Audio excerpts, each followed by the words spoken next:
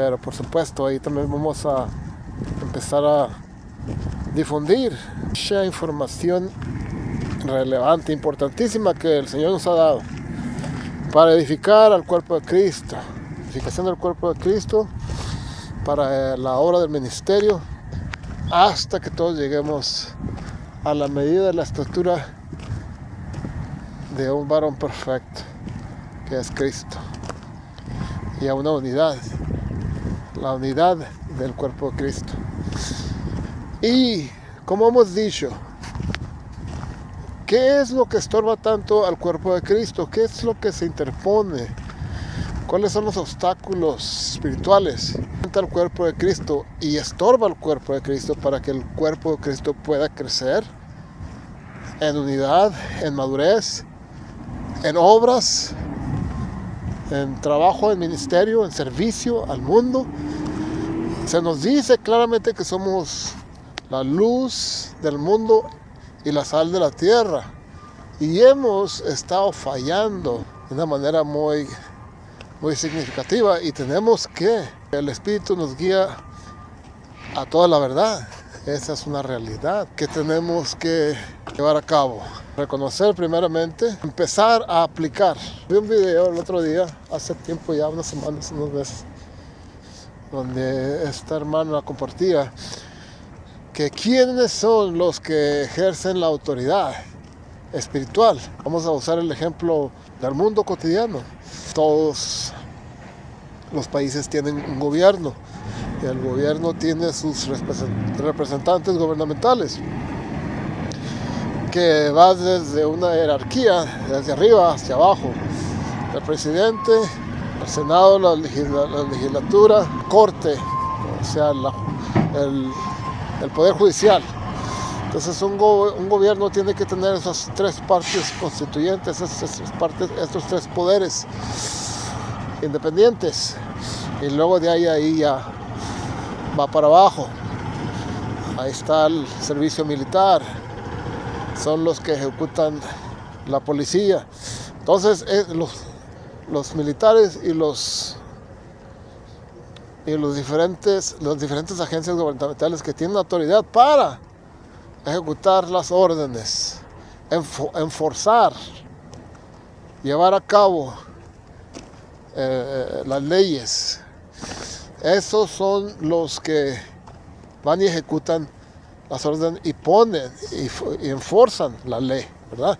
Entonces, de la misma manera, los cristianos somos los que tenemos las órdenes para llevar a cabo, pero nuestro entendimiento se ha embotado, como se dice de Israel.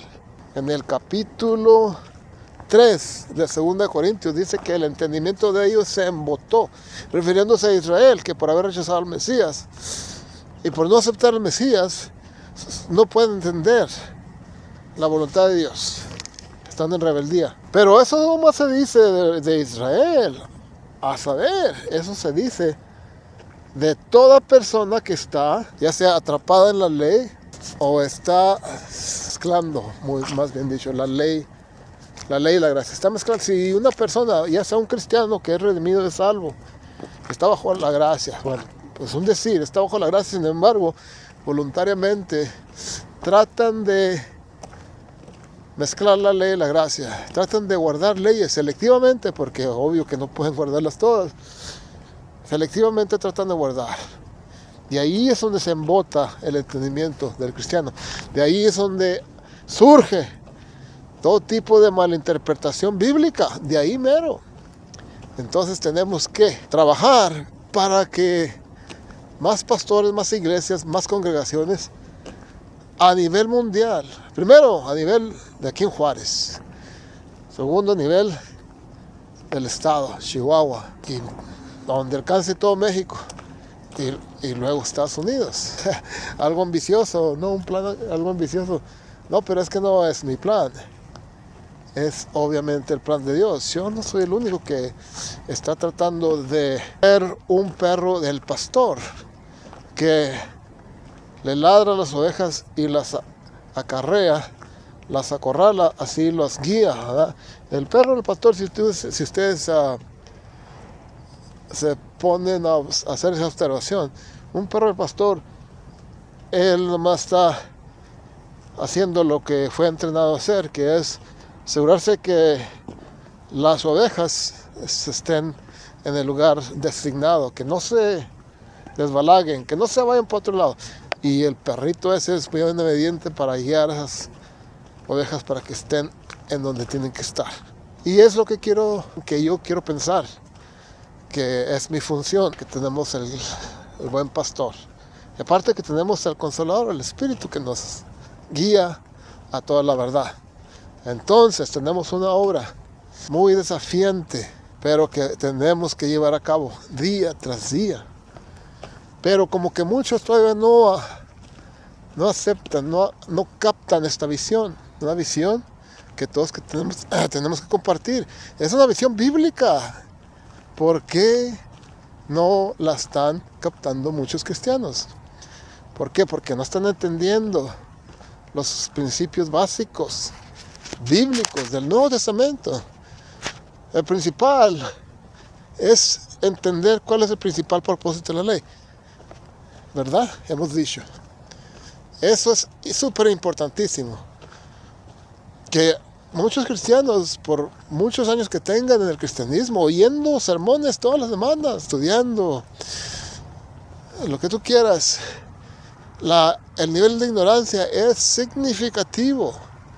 Entonces, ¿por qué hay tanta ignorancia de este conocimiento tan simple? Que no es que no tengan el conocimiento, lo tienen.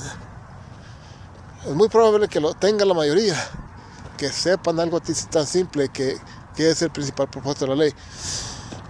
Todos te pueden decir, no, pues el principal propósito de la ley es revelar el pecado. Pero no, estoy seguro que si tú le preguntas a 100 cristianos esa pregunta, menos del 20%, es el 15, el 10%, te respondería correctamente. Esa es la condición del cuerpo de Cristo. Entonces, ¿dónde está el problema? ¿En la congregación o en el liderazgo? Los líderes de las iglesias. Ahí es donde está el problema. Entonces, la estrategia nos indica que ahí es donde tenemos que dirigir nuestro esfuerzo, entrenar a los líderes para que los líderes entrenen al pueblo en general. Entonces, vamos otra vez a considerar esa pregunta. ¿Cuál es el principal propósito de la ley? Tú lo entiendes, tú lo sabes aplicar en tu vida. Tú dices, oh sí, yo sé que por la ley es el conocimiento del pecado, dice Pablo, y lo dice varias veces. En Romanos 3:20, lo dice en Romanos 7, y lo dice en otras partes, de diferentes formas, pero más específicamente y más efectivamente lo dice en el capítulo 7. Es el principal propósito de la ley. Pero una vez más, esa pregunta se la haces no lo conocen. Bueno, entonces, ¿cómo pienso yo que entender eso? No vas a entenderlo intelectualmente, sino entenderlo para saber aplicarlo. ¿Cómo se aplica eso? ¿Cómo aplicar tal entendimiento? Es lo que dice Pablo en Gálatas capítulo 2, versículo 19. Esto se tiene que afirmar y reafirmar. ¿Qué dice Gálatas capítulo 2:19? Dice, yo por la ley soy muerto para la ley. Algo tan simple, aparentemente, pero que muchos no entienden y mucho menos aplican.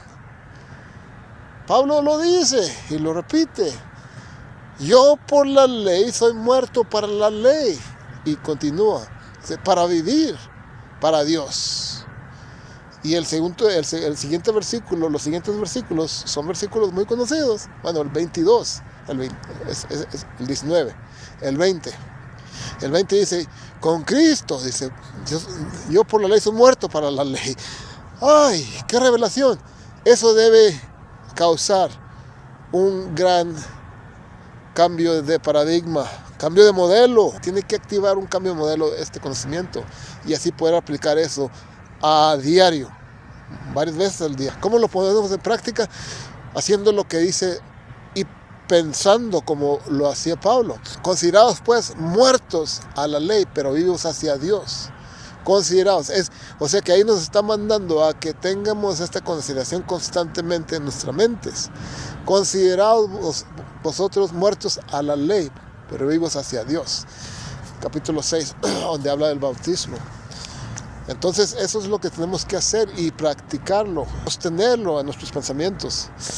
Entonces, por eso el 19 dice, yo por la ley soy muerto para la ley, para vivir para Dios. Con Cristo soy juntamente crucificado. Y vivo, pero yo ya no, sino Cristo vive en mí. Y la vida que vivo hoy, en la carne, la vivo por la fe del Hijo de Dios, el cual me amó y se entregó a sí mismo por mí. Nota algo ahí muy importante. Dice, con Cristo soy juntamente. Dice, no, fui. Hay que notar eso. Por favor, apúntelo. Con Cristo soy juntamente crucificado. No dice fui o seré. Dice soy en el presente. Hay que hacerlo presente. Y vivo, pero yo ya no, sino Cristo vive en mí. Y la vida que vivo hoy en la carne la vivo por la fe del Hijo de Dios, el cual me amó y se entregó a sí mismo por mí. Tal amor tenemos de nuestro Señor. Ahora, fíjense lo que dice el 21. Dice Pablo, yo no anulo, yo no frustro, yo no pongo a un lado, yo no desecho, yo no descarto, yo no nulifico, yo no menosprecio la gracia de Dios, porque por si la ley fuera la justicia, por demás murió Cristo. Y Pablo aquí personalmente él puede decir, yo no frustro, yo no menosprecio, yo no anulo, cancelo la gracia de Dios, que es lo que hace la gran mayoría de cristianos. Anular, cancelar, frustrar, poner a un lado la gracia. Cuando tratamos de guardar cualquier parte de la ley, no solamente anulamos la gracia de Dios, sino que hacemos algo muy gravísimo. Nos metemos bajo condenación. Siendo cristianos redimidos, que no hay ninguna condenación para los que estamos en Cristo, Romanos 8:1, ¿verdad? Sin embargo, ahí entra la paradoja. No teniendo ninguna condenación como cristianos, como seguidores de Jesús, hijos de Dios, redimidos por la sangre de Cristo, nacidos nuevamente, no hay ninguna condenación para nosotros. Irónicamente, la hay. Si voluntariamente nosotros, a base de ignorancia, estamos constantemente tratando de mantener, sostener, guardar leyes obsoletas. Escuchen eso, por favor. Amén. Vamos a explicar esto más adelante.